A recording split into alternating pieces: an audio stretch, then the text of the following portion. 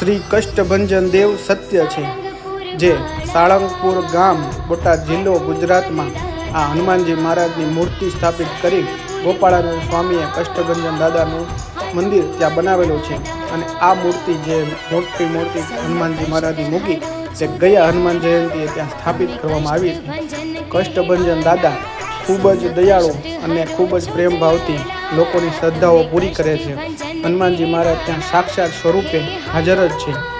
આ ભોજનશાળા છે, જ્યાં પ્રસાદીનો લાભ લેવા શ્રદ્ધાળુઓ અંદર જઈ રહ્યા છે.